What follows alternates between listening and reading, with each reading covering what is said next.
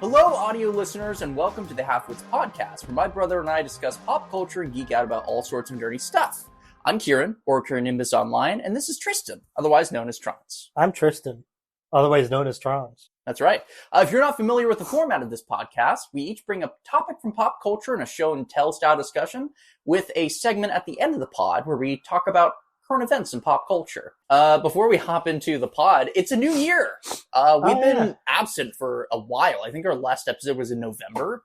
So there was a scare. So part of it's because of the mic thing. Yes. So, okay, just like last episode, we have a new microphone-based situation. So this time it's going to work better, though. The problem is what you said was Chinese, not like Korean or something, right? Yeah. So for Christmas, my mother bought us these lapel microphones, and they're great. As far as we can tell, I don't know. Maybe in the audio they'll freak up, and then we'll know. But when I opened the box, it was just a square cardboard box, and on the inside was a little bit of like foam packaging, the microphones, and then instructions entirely in Chinese. It might be Japanese, but I wouldn't know any better. I haven't seen it, but I'm just going to take his word on it. But we figured out how they work. But the other problem was that they were Apple products only, yes. Which we were worried because we are Android and Windows users. But then I remembered from where I went to school, they made us buy an iPad, basically, and use that for our homework and stuff. So we are now using an iPad with these new microphones. We've tested the audio one time. So if the audio dies halfway through the podcast, we apologize in advance. Yeah. But with that being said, there's a lot of things to talk about, especially in pop culture news. But let's hop into things like we normally would. Do you have a topic today that you want to discuss? I have a topic, and you're sitting on it. Oh, are you talking about this nice Kingdom Hearts blanket? It is the nice Kingdom Hearts blanket, but it's not the blanket. It's the game. Is there a new game? There's not a new game yet. We're waiting for Kingdom Hearts 4 to come out. We've seen a trailer, but that was about like a year ago or something. I mean, I could find out if there's any more news real quick. I didn't think to look up Kingdom Hearts 4 news. What to expect from Kingdom Hearts 4 in 2024? Still no announcement date, but it looks awesome.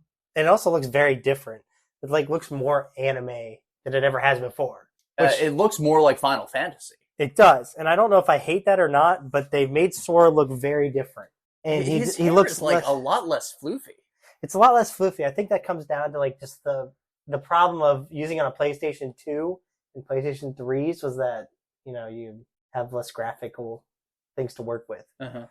But the trailer made it look like they were going to be in Tokyo, in a city as their characters. So it's very confusing times, but we're waiting for it, and it's supposed to be real big when it does come out. Some people are assuming it'll release in the first quarter of 2025, possibly. What I'm waiting for this year, though, in some sort of relation to that, off topic, and really soon, Final Fantasy VII Remake 2 comes out. Oh! I didn't play the first one, so it was really good. So they didn't do the full game? No. Well, okay, so the original Final Fantasy VII game for the PlayStation 1 came on 3 different discs. I believe it was 3 different discs. I think we got Mom. I think Mom has it somewhere because we bought it for a Mother's Day gift because she really liked it. But I don't know how she played it. She doesn't have a PS1, so who knows how that's going to work out. But anyway, so what they seem to have done is put the first disc as the first game. The first remake game is the first disc of the original, but it has a lot more content in it. It's a fully fledged game as just part 1. They also had an interlude. And now we're getting part 2 coming out this month, actually, pretty soon, February. So I'm ready to get that and try it out because I loved the first one. What people are thinking is going to happen, because I think for the PS1, the third disc was just the last dungeon because it was so big or something that they had to put on its own disc. But what people are thinking is they're still going to make a third game. It's just going to be big. But either way, we got to this from Kingdom Hearts, right? Yes. Oh, because the things coming out soon that are related to Square Enix, the company that makes it. Back to Kingdom Hearts, because that was very digressy. I had a plan. I don't remember what I was going to say next. Hold on. Let me look at the blanket. Blanket of Wisdom has nothing for me. I mean, if you just want to talk, I mean, I don't know if we've covered Kingdom Hearts on the podcast. I don't think we have yet. Okay, well, first of all, we're not going to cover the story because no, it's too big. it's just it is so actually ridiculous. we were talking about Brian David Gilbert right before we started this. Yes, absolutely. There's a Polygon Unraveled video he did. If you haven't heard of that, go look it up. Polygon Unraveled. There's one where he tried to describe the story of Kingdom Hearts, following the hero's journey of like the 12 steps of like the mentor or like the exposition or whatever. But he kept having to add in extra steps. And then, like, make it confusing. And it's just ridiculous watching him try to figure it out. Because it's confusing. Because there's got to be, like, 10 games overall. There's only 3 Kingdom Hearts games. But there's, like, 6 spin-off games. Yes, and a lot of them are on, like, mobile consoles and things. Yeah, so there's... Okay, I'll do, like, a very concise... Well, what do you call that? There's a... Condensed. There's another one. Like, if you, like, watch, like, Yu-Gi-Oh! Blank... like on YouTube, like Dragon Ball Z. Yeah. They do like shortened versions. Hold on, Abridged. So here's the abridged basic history of Kingdom Hearts games in order. There's Kingdom Hearts 1, but that's not the first game. Yeah. It was the first game that came out, but it's not the first game. First game is actually Birth by Sleep, which I'm playing through again now to get 100% platinum on it. But that's the prequel game. But then there's also another prequel game, by the way, before Birth by Sleep. But it's actually a video you have to watch that poses as a game because it's in the collection with the games, but it's a movie. So far, so good? Cool. Then there's also another prequel between Birth by Sleep and Kingdom Hearts 1. So we have 3 things before Kingdom Hearts 1. The namesake of the series. It's very Star Wars, where it was like 4, 5, 6, then 1, 2, 3, and then 7, 8, 9. That's kind of the order of things happening, right? Yeah. So what is it? There's all that stuff before it. Then there's like Kingdom Hearts 1 and 2, and then there's like a game that doesn't matter, and then the mobile thing. There's a mobile game for it that has more prequel stuff because it is a prequel to the prequels. So it's very confusing. Long story short. And that is the abridged version, by the way. That's not even the full abridged. Yes, yeah. Because now we got Kingdom Hearts 3, which is like wrapping up like a whole saga. It's kind of like the Avengers Infinity War Endgame kind of thing, basically. It's Kingdom Hearts 3. Mm-hmm. Now we're waiting for the Phase 4 of Kingdom Hearts 4. But I was also going to say, there is some good voice acting in Kingdom Hearts. Mark Hamill plays the old mentor. Mm. You'll never guess who plays the bad guy, like the ultimate bad guy. You want to take a guess? Jason Statham. It is not Jason Statham. It is Doc from Back to the Future himself. Oh. Christopher Lloyd plays the bad guy, Xehanort. That's cool. And he goes, Keyblade, all the time, because that's what he's making is the ultimate Keyblade. But interesting voice acting things. Haley Joel Osment voices Sora, he was a kid in the 90s, who was very popular.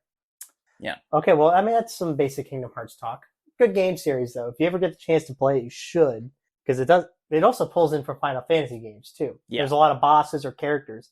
Cloud shows up as a person you could fight in Hercules World. Yeah. You fight Sephiroth in the second Kingdom Hearts game. Hardest boss ever. Yeah. Tangent to that, on Patreon, I'm subscribed to this webcomic that took all the Smash Bros. Characters and tried to make a cohesive story with them because the story like Subspace Emissary. Yes. Okay. And it's called what's it?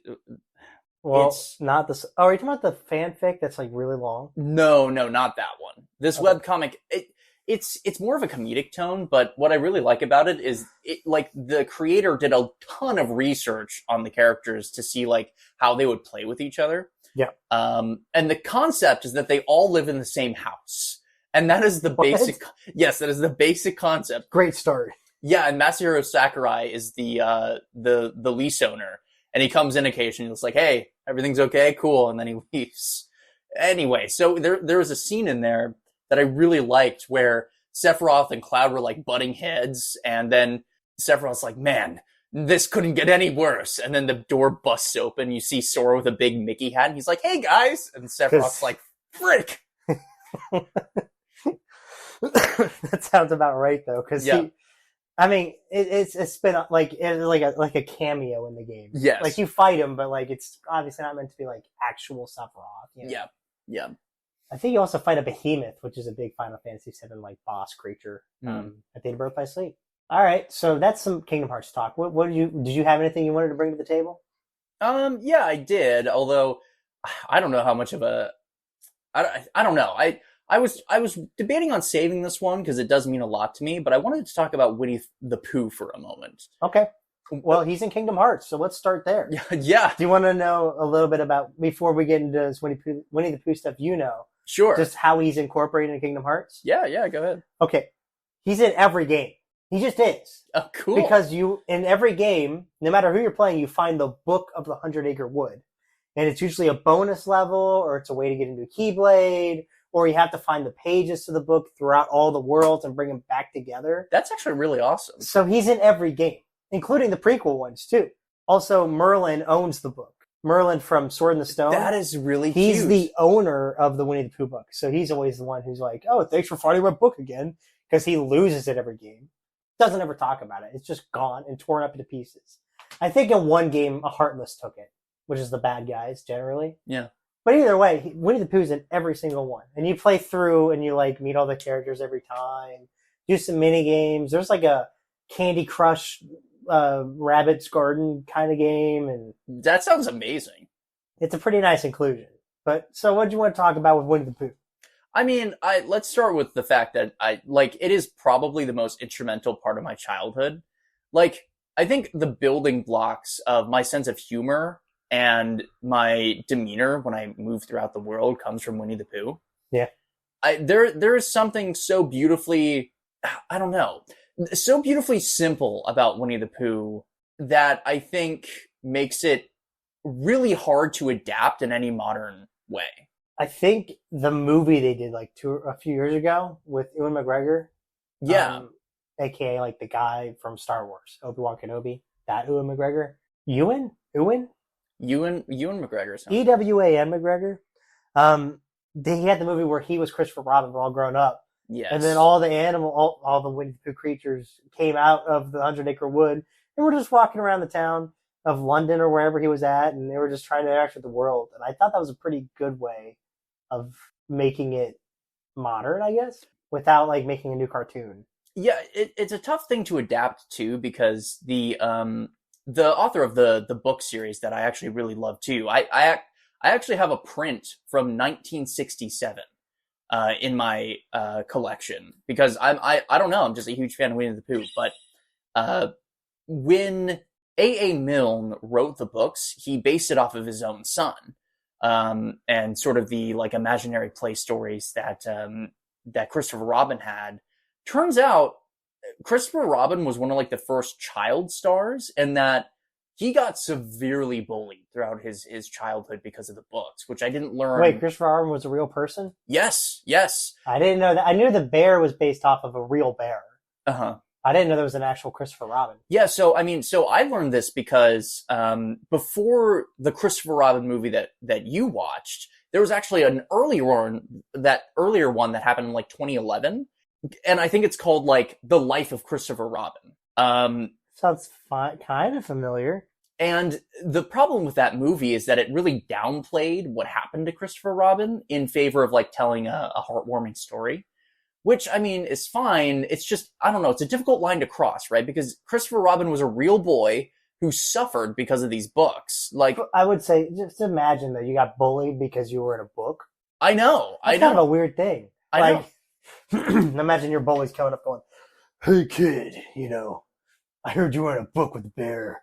The bear was kind of cute, but like, screw you, man.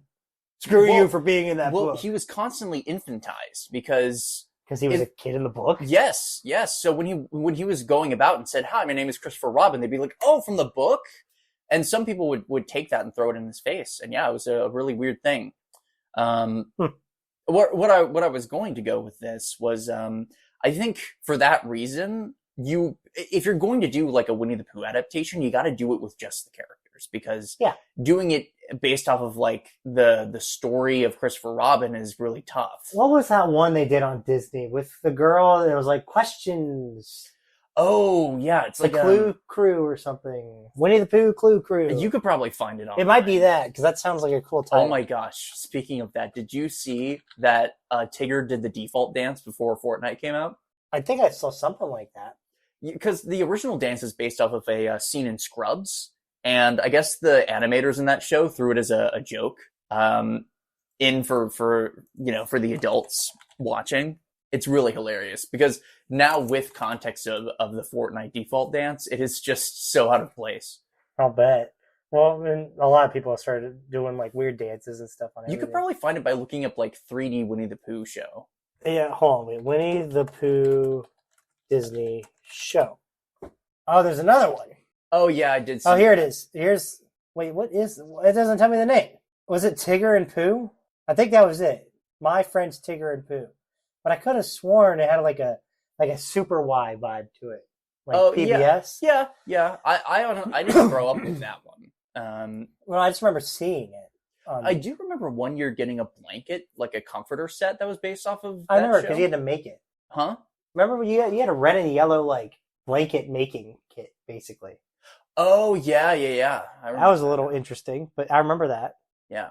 It was, But yeah, so, like, that show I don't think was too bad, but I think, like, the reason that they stopped making Winnie the Pooh movies is because it's hard to adapt. Just a little bit. That's kind of the problem some people are having with animated shows and deciding whether to make them animated still or trying to go to some other format.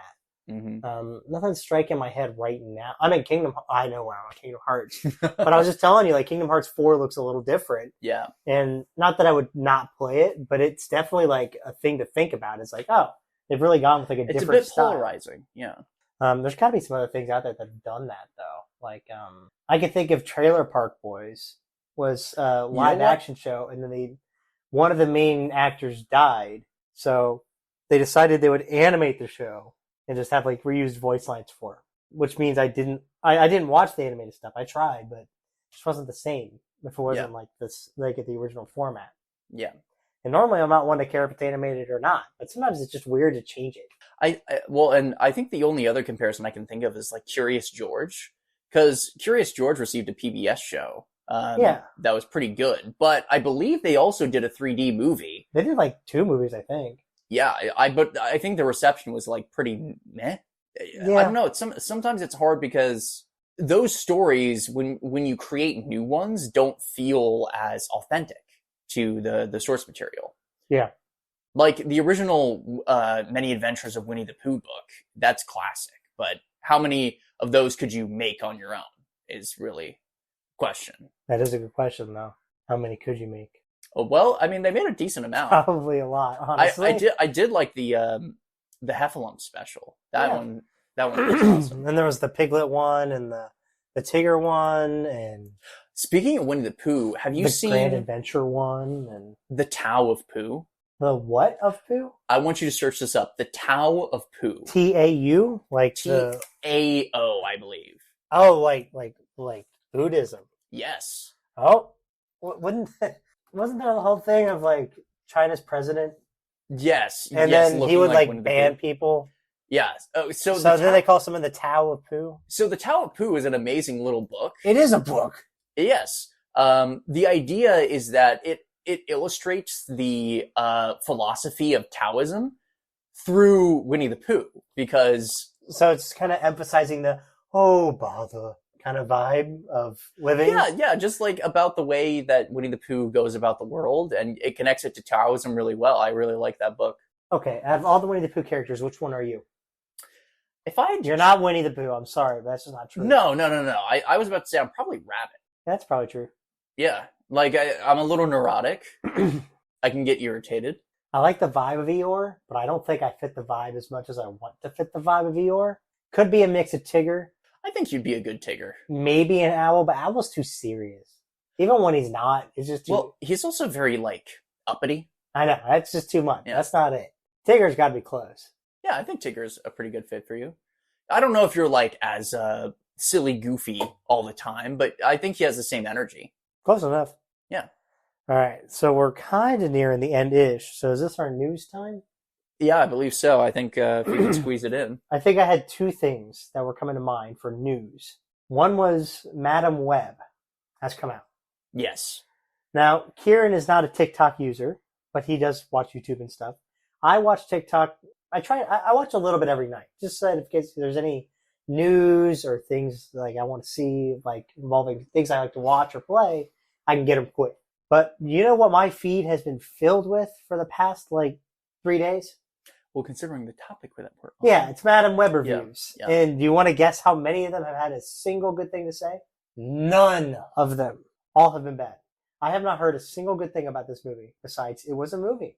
And it's really sad too, because from my understanding, Madam Web is like a criminally underused character in the comics. She is a good character. And she's actually in one of the Spider-Man video games. Yeah. Shattered Dimensions or something like that. So like she's a cool character on her own, of being some ultimate seer and like soothsayer for Spider-Man. Yeah. But apparently this movie did her dirty. Like bad. And truthfully, we can't speak on it because I haven't watched it. With the reviews that it's gotten, I've been avoiding it kind of like the plague. I've seen little clips of it, and it doesn't look terrible from the clips I've seen. Maybe it's because it's out of context, and when you see a little clip, you're like, that still kind of looks cool because of the animation or like the CGI or the physical acting. But I've heard some funny things. Like apparently the bad guy, they had to redub all his lines after they filmed everything. So it looks like if you're like watching Dragon Ball Z, but the English dub, where it doesn't line up with his mouth at all. Imagine that, but it's not an animation, it's a person. It looks so bad to watch and hear two completely different things. Or what else have you heard? What else have you heard was bad about it? I heard that, the plot was pretty contrived. Like it didn't really lead anywhere. Yeah, and I heard also there were spider suits for the women, right? The Spider Girls or whatever their like troop name is. Mm. But they only showed them for like 2 seconds, and then they didn't actually put them on or anything. Yeah, they didn't use them. They weren't Spider Women in any way. Yeah, or that even if there was like a Spider-Man in there or something, he wasn't wearing anything either. And it's like, how are you going to make I get it's a Madam Web movie, but her whole thing is Spider-Man, Spider-Women, Spider people. Yeah. So where are they at? What's going on? Honestly, if you want the honest thing here, this movie must have been made with a budget of like $90. It's either that. I could also see two other things happening. Either the executives just wanted to push another movie out and get money, which kind of falls into your $90 budget. Yeah. But they just wanted to get money from superhero movie, go burr, Mm. Or, and I think this is a bit more realistic, is that they try to make an AI movie, which is why a lot of the characters apparently have been just very like obvious about what they say. Instead of like a movie where people can think in the movie, they literally say everything out loud. That is a thing, like, I don't know if this is a little off topic. That's a reason that I don't like a lot of anime. Because all the anime characters do that. They do that little moment, they're like, what's going to happen if he sees me? Blah, blah, blah, blah. Or, like they do like that little like monologue kind of thing. Yes, yeah. Where they're just like, man, I really feel stressed out about this. I wonder what I should do. This person is clearly giving me problems, but should I take them out now? And it's like, I didn't need to hear that. That's what's even worse though about the Madam Web movie, from what I've heard, is that instead of it being like monologues, they're talking to each other saying that kind of stuff. Yeah. Like everything they say just sounds dumb coming out of it, like something you wouldn't say. So Madam Web is apparently not done good. I think it's got like a 17% on like Rotten Tomatoes or something. Hold on. I will find out that exact number because it's not good. I thought it was like 12%. Madam Web ratings. It's a 2.5 on Google, which never seen anything lower than like a 3. It's a 13% on Rotten Tomatoes, a 3.8 out of 10 on IMDb, and a 30% on Metacritic. And it had a budget of $80 million. Wow. I mean, that's pretty low for a movie still. It is on the lower side. I think the writing is really what's throwing people off, is that they thought it would be better writing. And it just hasn't been. Yeah, you can excuse, and let's be clear, 80 million is still like a big budget, but it's like if you compare that to the budget of Avengers, it's not even close. And what's more interesting, I think I'm trying to find out right now whoever wrote the movie. Who? Oh, some people were thinking that it was written by a pseudonym. No, because the people who made this movie were the people who've also made Morbius, yes, Gods of Egypt, Dracula Untold, and The Last Witch Hunter. I think The Last Witch Hunter was pretty okay. I think Mom liked that one. I've been told that Dracula Untold is sort of like a hidden gem. Like, there's some really good stuff in that movie, but it like overall, it has a lot of problems. Oh, they also made that Power Rangers movie in 2017 or whatever. Oh, you mean the crappy reboot? Yeah, that didn't go anywhere. Yeah. So the writers of Madame Web are those guys. Yeah. Or girls. Wait, who is it? Matt Tazama and Burke Sharpless. I thought I saw a picture of a lady, but maybe they're guys. Well, like I said, some people are speculating that those are pseudonyms. There's a name that some Ghostwriter? there's a name that some directors use instead of the actual name. Well, the director's right here, S.G. Clarkson. So she allowed it to happen. No, I understand that. What I'm saying is, on some movies that directors are like ashamed of, they'll throw in another name. Oh, so you think somebody else wrote this movie and let it go? I'm just saying Burke Sharpless is a really interesting name. Yeah, that's true. His dad is John Sharpless, though. It says it on here on Wikipedia. He is a dad. Yeah, that's fine. John Sharpless. John Sharpless, I'm sure you're a treasure. You're from Wisconsin. You're probably cool. But anywho, yeah. Madame Web, not going to see it anytime soon. I mean, honestly, it's going to take me a lot to get to... it's been so long. We haven't even talked about, like, the Marvels came out, and that was weird. I didn't watch it. I wasn't sure if I would want to or not. I watched about half the movie and then tuned out. I was like, I'm good. I did watch Wakanda Forever, though. That was fine. Wakanda Forever was pretty good. We talked about this. Yes, yeah. Okay. So we talked about that one. I was worried about the Marvels being less story. There's this point where sometimes nowadays movies are pushing a really strong feminist agenda rather than doing that while making a good movie. Because you can make a good movie and promote good feminine values. I don't mind that. There are some good movies out there that actually do that well. Yeah. But some of these movies, especially these superhero movies, are not doing it very well. Well, and like, let me make it clear too. Like, I think the reason that it feels so out of place is when you call such big attention to it, it makes it seem abnormal. That's what you do when you call attention to something like this in such a major degree. Like, the scene in Avengers, I actually thought was fine. Where they like grouped up all together to fight Thanos. That was like, they weren't all saying, let's go, women, let's do this, women. They just grouped up awesomely. It was cool. Yes, exactly. Like, that was awesome. Peter Parker quivering, like, whoa, that's pretty cool. Yeah. Like, you can do that. But or like the Black Widow movie. I liked it. I thought it was good. Yes, it was all about Natasha Romanoff, Black Widow, and her sister Yelena, and it was great, good movie. Yeah. And then the Marvels and Wakanda Forever came out. Wakanda Forever wasn't that bad. It was fine. I actually really like what they did with Namor. I was afraid that they were going to shy away from like the original roots of the character and try to turn it into something else. But they went even more hardcore than I thought that they would, and then really dived into like the Atlantean lore. It's very cool. So, okay, what else is there to talk about? Right. Deadpool is coming out? Yes.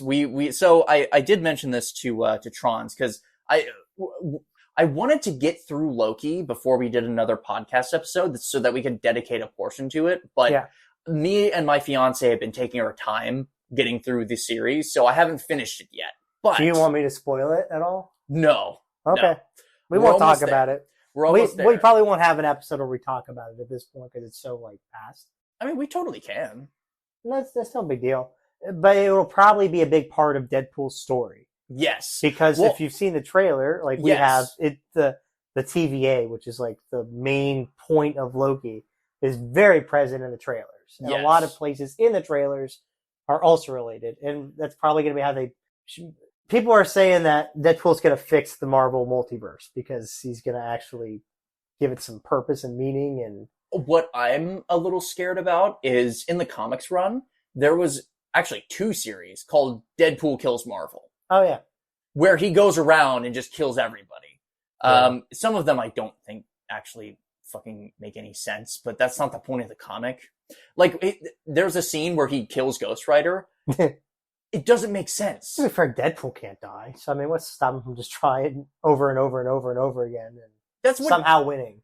That's what Ghost Rider does. Ghost Rider comes from hell. He's a concept. He's the spirit of revenge. You can't just kill it. Well, if you kill him, he won't revenge.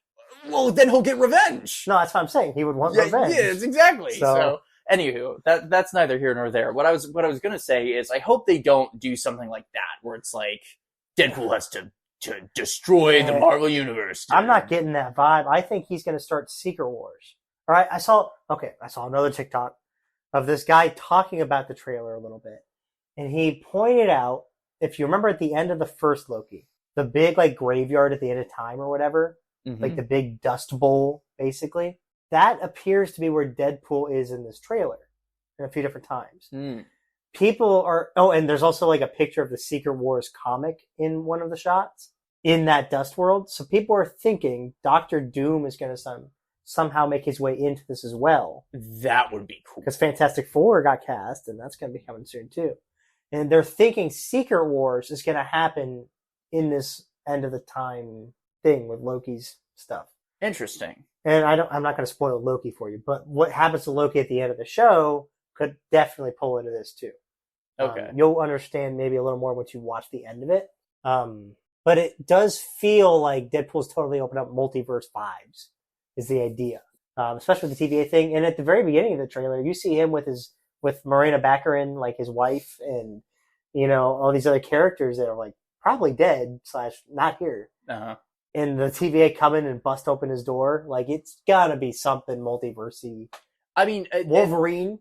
Well, okay, so we can definitely keep talking about this. I do just want to get out here before we start wrapping things up.